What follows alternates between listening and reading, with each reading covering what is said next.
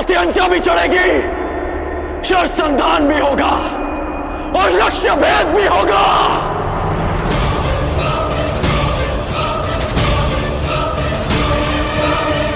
मैं परशुराम शिष्य राधेकर ये लक्ष्य भेद स्वयं करूंगा।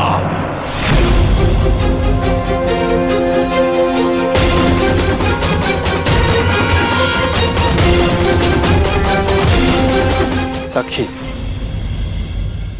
यदि तुम्हें ज्ञात हो कि अर्जुन जीवित है तो क्या करोगे? वो सब जो मेरे जीवन का उद्देश्य पूरा कर सके,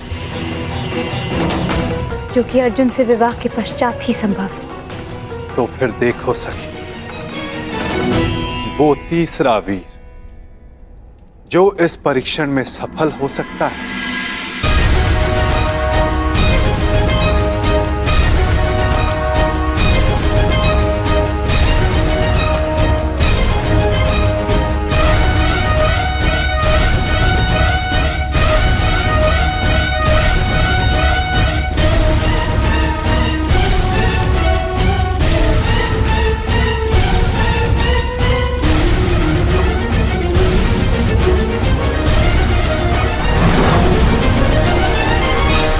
यदि कर्ण ने लक्ष्य संधान कर दिया सखी, तो तुम अपने जन्म का प्रयोजन सिद्ध नहीं कर पाओगे।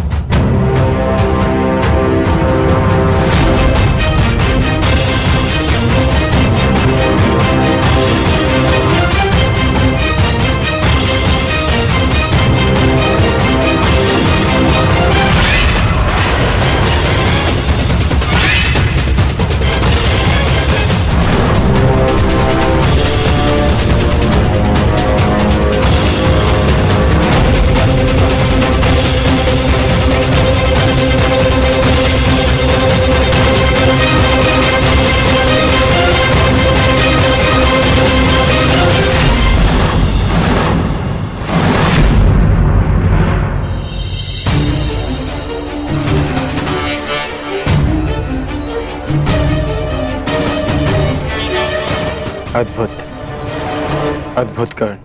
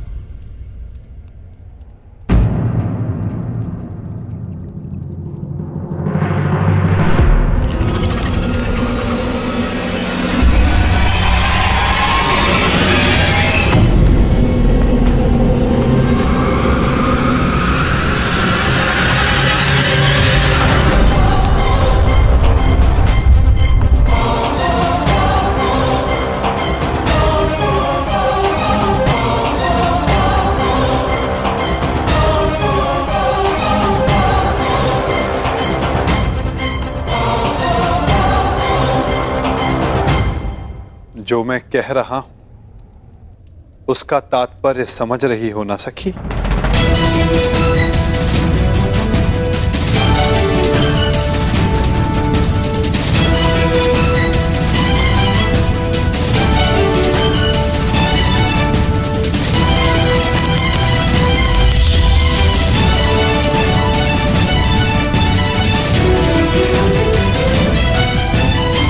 बिना देखे आपने लक्ष्य संधान कैसे किया?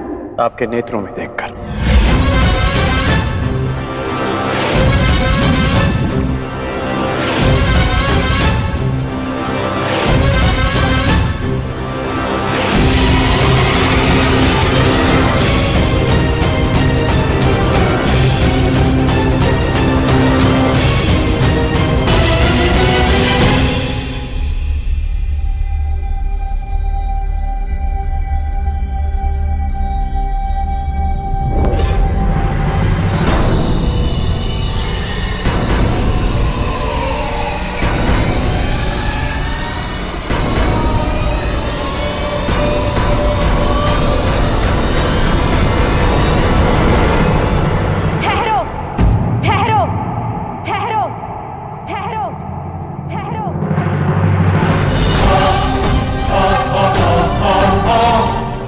संधान नहीं होगा।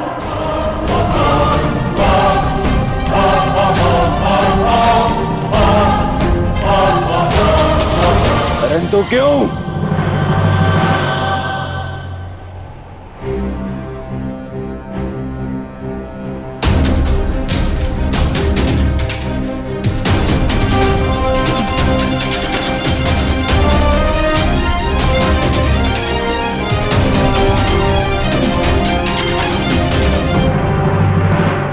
क्योंकि मैं एक सूत पुत्र से विवाह नहीं करूंगी।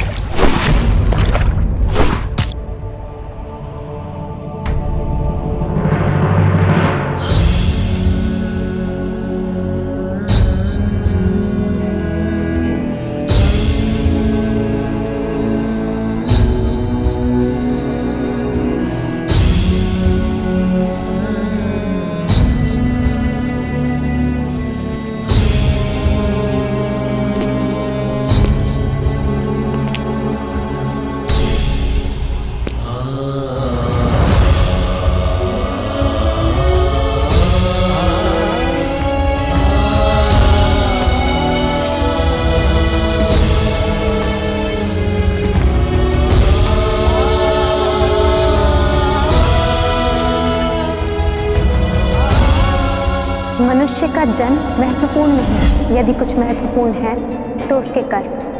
कर्म शब्दों से अधिक श्रेष्ठ माध्यम है मनुष्य और उसकी योग्यता के परिचय का।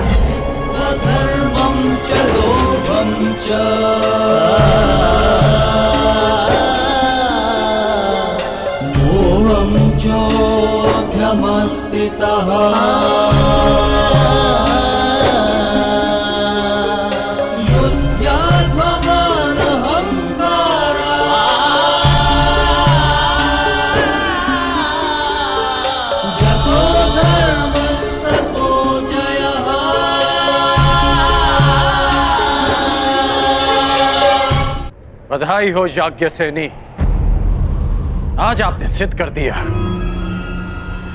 कि कभी कभी शब्द कर्म से अधिक श्रेष्ठ माध्यम होते हैं।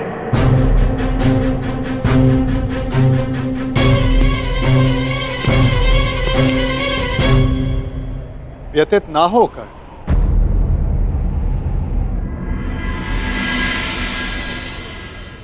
ये निर्णय स्वयंवरा का है और इस सभा में उपस्थित सभी को इस निर्णय का सम्मान करना चाहिए।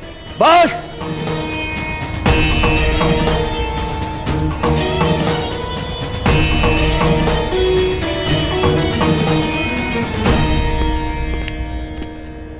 पांचाल नरेश बस, ये कैसा खेल है?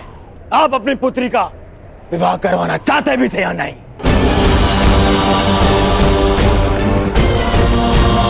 केवल अपने मनोरंजन के लिए आपने ये स्वयंवर रच लिया।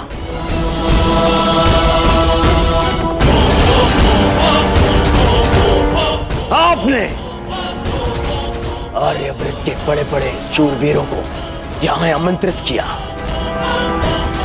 किसी को ज्ञात भी नहीं था कि परीक्षण में होने क्या वाला है। फिर एक विचित्र सी शर्त रख दी आपने स्वयंवर की, और जब अंगराज इस परीक्षण में सफल होने वाले थे तो आपकी पुत्री द्रौपदी ने इन्हें रोक दिया।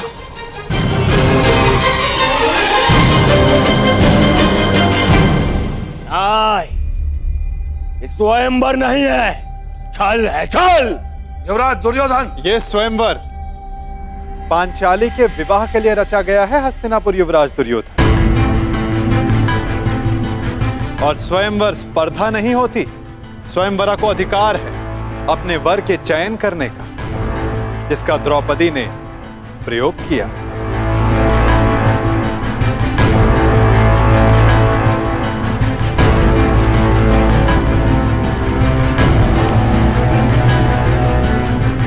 और रही बात छल की राजकुमार दुर्योधन, तो छल किसने किया, कहां किया, कब किया, उस विषय में कदाचित आप इस भरी सभा में बात नहीं करना चाहेंगे, है ना युवराज दुर्योधन?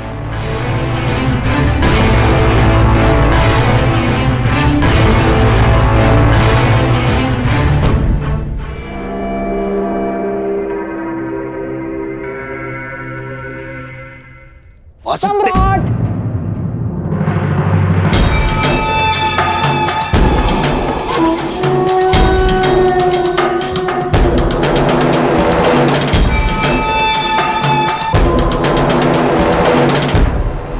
मैं यहां उपस्थित सभी राजवंशियों की ओर से कुमारी द्रौपदी के निर्णय का समर्थन करता हूं।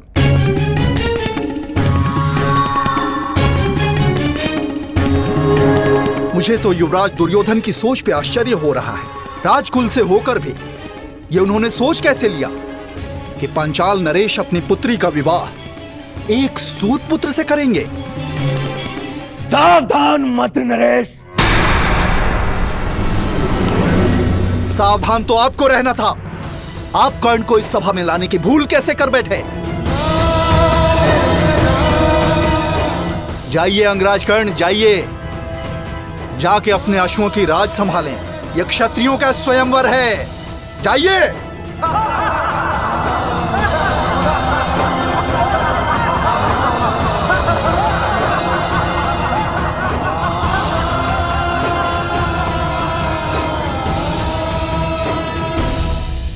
हाँ, हाँ, हाँ, मैं एक सूत पुत्र हूं।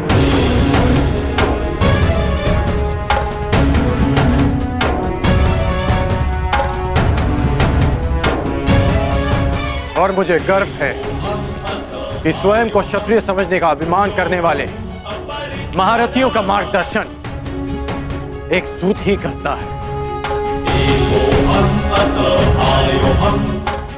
पथ निर्धारित करने वालों को यह नहीं भूलना चाहिए, जो खड्ग और गदा हाथ में लेकर वो वीर होने का दम भरते हैं, उसे कोई क्षत्रिय नहीं, एक लोहार बनाता है।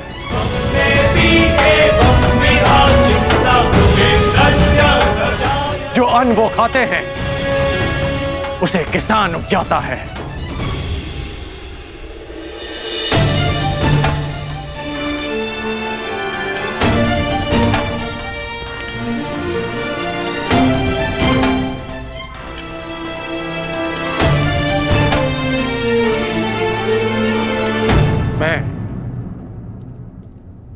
मेरा उपहास उड़ाने वालों से व्यथित नहीं हूं,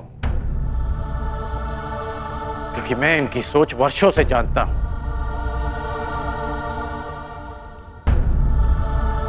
मैं आपसे निराश हूं, क्योंकि मुझे लगा कि आपकी सोच इनसे भिन्न है।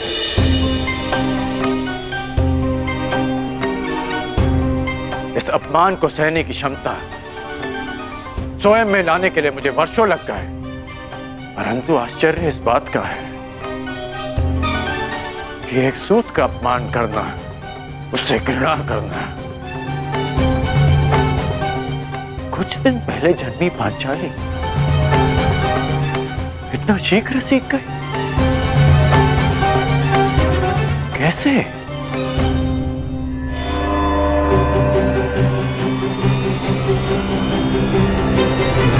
कुछ दिन पहले जन्मी पांचाली इतना शीघ्र सीख गए? कैसे?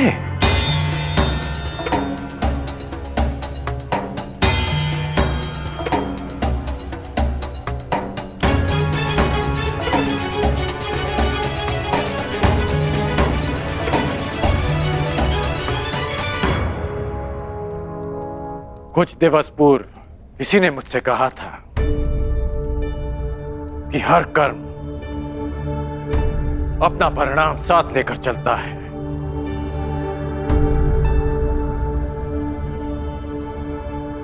तो सुनिए याज्ञसेनी कि जो आज आपने मेरा अपमान किया, उस अपमान का परिणाम आपको अवश्य मिलेगा।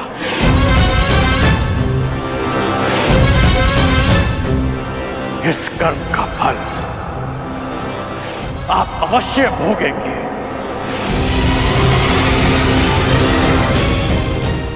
आपके शब्दों के गूंज का नाद जीवन भर आपको सुनाई देता रहेगा। स्मरण रहे।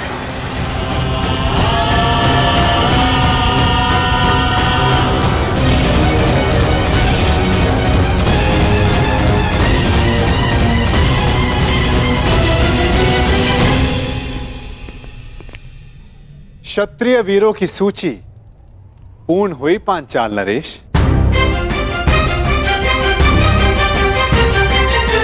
प्रतीत होता है कि अब और कोई नहीं जो इस परीक्षा में सफल हो सके। तो क्या स्वयंवर निरस्त कर दिया जाए पांचाल नरेश? नहीं केशव, यदि स्वयंवर निरस्त कर दिया गया तो पांचाल का बड़ा अपयश होगा। कोई उपाय सोचिए।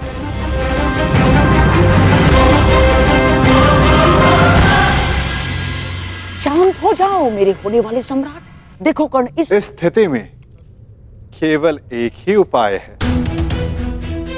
स्वयंवर संपन्न हुआ, हमें यहां से चलना चाहिए। कि स्वयंवर सर्वसाधारण के लिए खोल दिया जाए।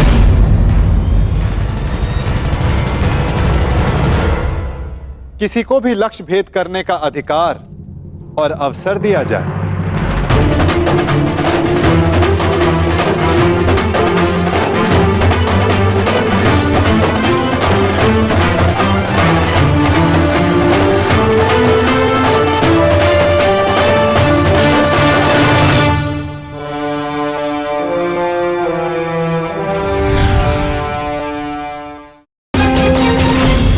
लो मेरे होने वाले सम्राट, अब स्वयंवर तो सबके लिए खुल गया है। जब कोई कुछ कर ही नहीं पाएगा तो कर्ण को अवश्य अवसर मिलेगा। हमें यहाँ रुकना चाहिए। नहीं मामाश्री, यदि अब हम पांचाल में रुके तो केवल एक ही कारण होगा, और वो युद्ध है, अन्यथा नहीं। चलिए यहां से।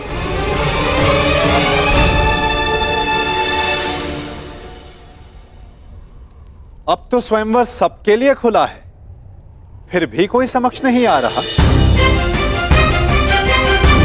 क्या मेरी पुकार योद्धाओं तक नहीं पहुंच पा रही?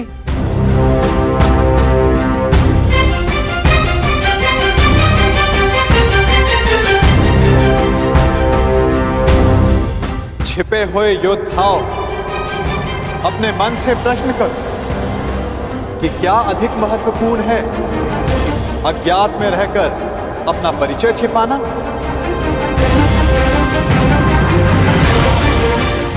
पराक्रम से अपना अधिकार पाना, अपनी श्रेष्ठता सिद्ध करना,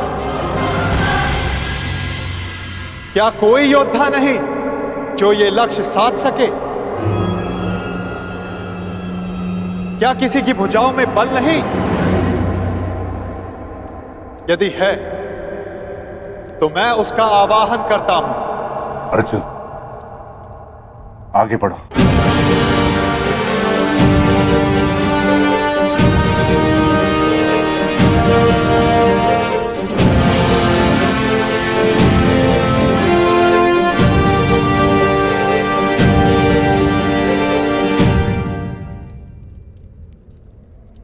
ये लक्ष्य मैं साधूंगा।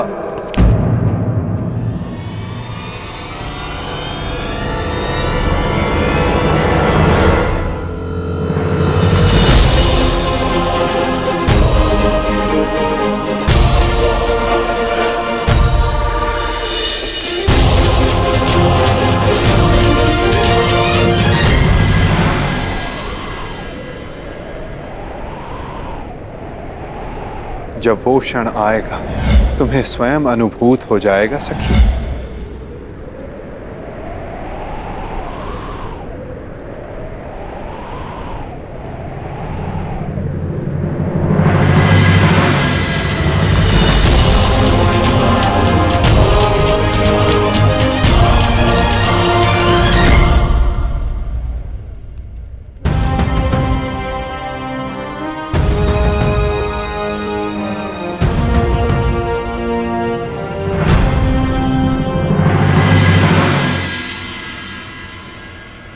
पहले एक सूत पुत्र आया और अब ब्राह्मण।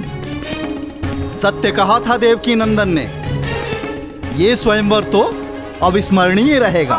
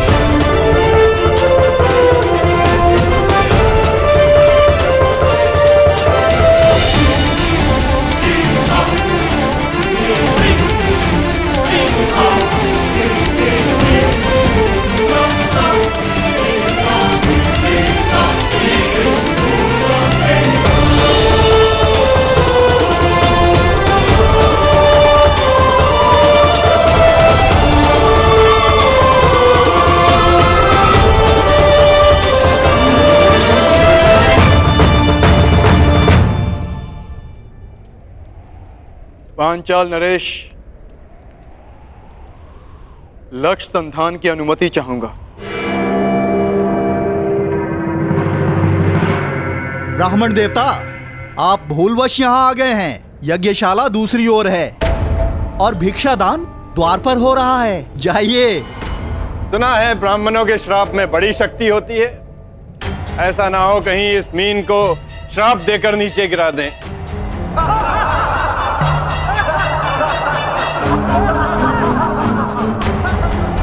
ब्राह्मण युवक, क्या तुम विवेक से यह निर्णय ले रहे हो? कदाचित तुम्हारी शिक्षा दीक्षा, पालन पोषण इस परीक्षा के अनुरूप नहीं है। यहां उपस्थित सारे योद्धाओं का परिणाम तो तुम देख ही चुके हो।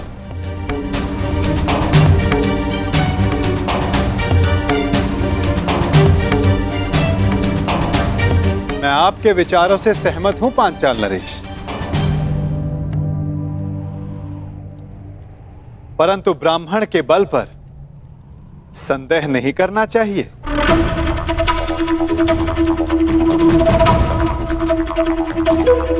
मानसिक दृष्टा शारीरिक बल से अधिक प्रभावी होती है।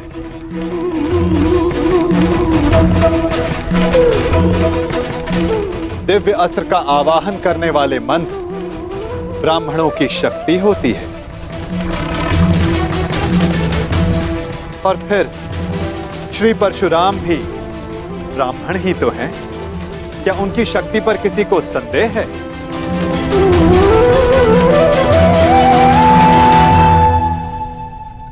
वासुदेव, इस युवक को अनुमति दिलाने के लिए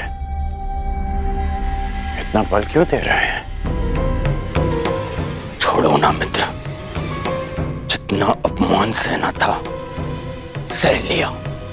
अब यहां रुकने का कोई अर्थ नहीं। चलो यहां से। रुको, मैं ये देखना चाहता हूं कि यहां क्या होने जा रहा है। और जैसा कि मैंने पहले भी कहा पांचाल नरेश, ये स्वयंवर है। अंतिम निर्णय द्रौपदी का होगा।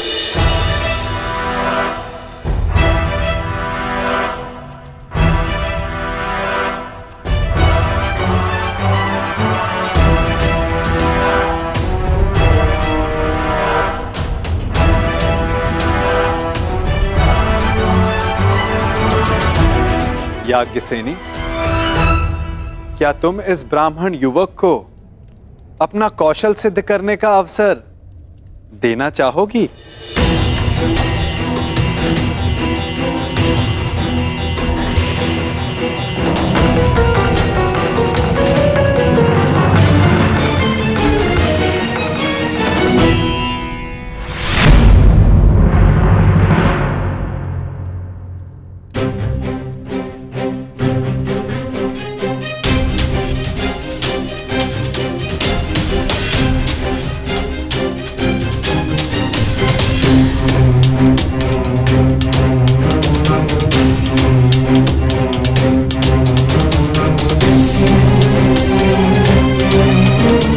ब्राह्मण युवक, तुम्हें अनुमति है।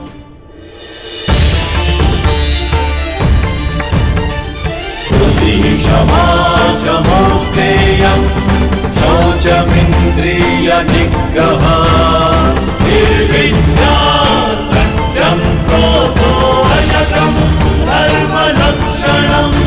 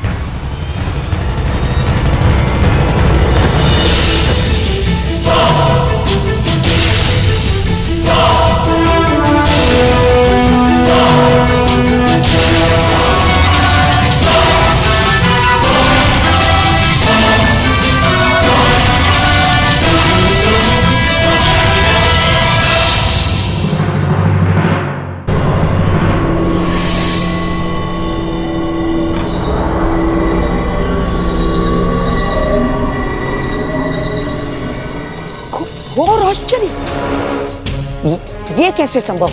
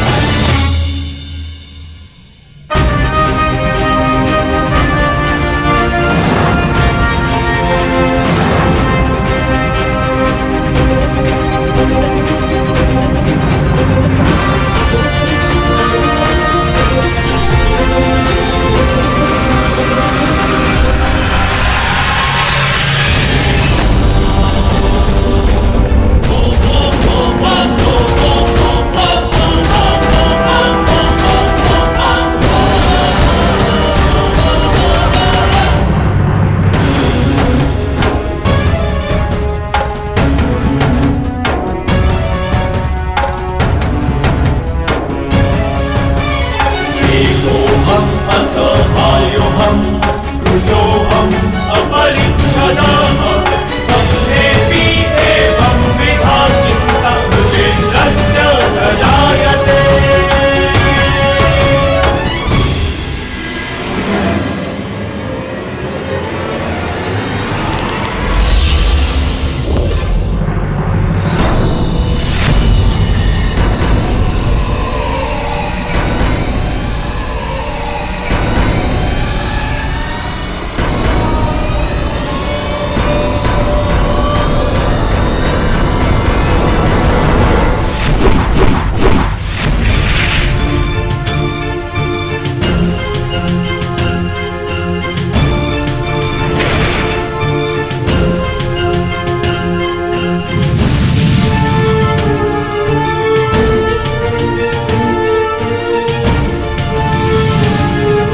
क्या लगता है ये लक्ष्य भेद कर पाएगा?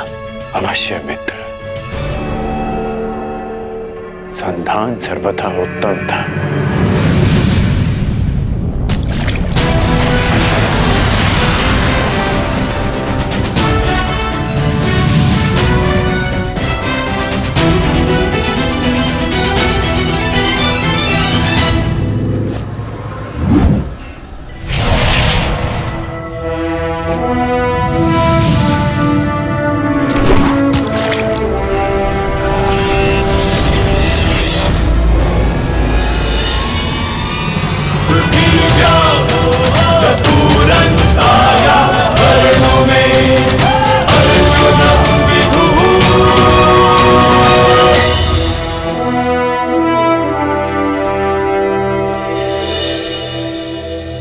अब अपने वर का चयन तुम्हारे हाथों में है सखी। क्या तुम इस युवक का चयन करोगी?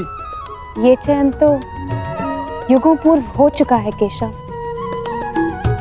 मैंने ये जन्म सिर्फ ये अनुभव करने के लिए लिया है कि क्या मेरा चयन उचित था।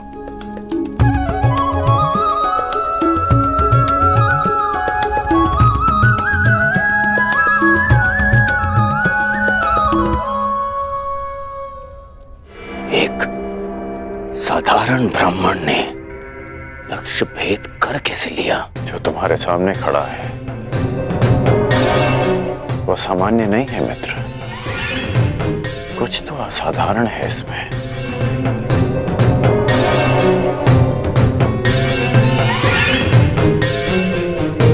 जो मैं अनुभव कर रहा हूं वो असंभव से भी परे है।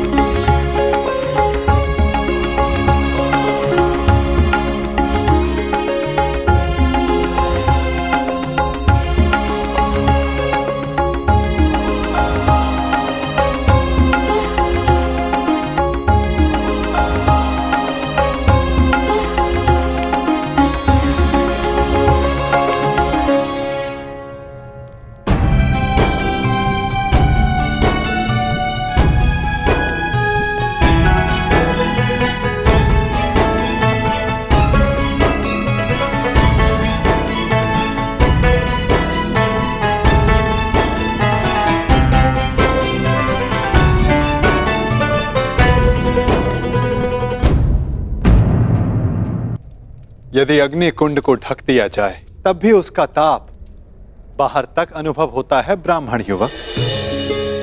तुम्हारे भीतर की योद्धा की अग्नि को ब्राह्मण वेश रोक ना सका, और अग्नि तो पुनीता होती है। जब तक तुम्हारे जीवन का उद्देश्य पूर्ण ना हो जाए, तुम्हें भस्म कैसे कर सकती है?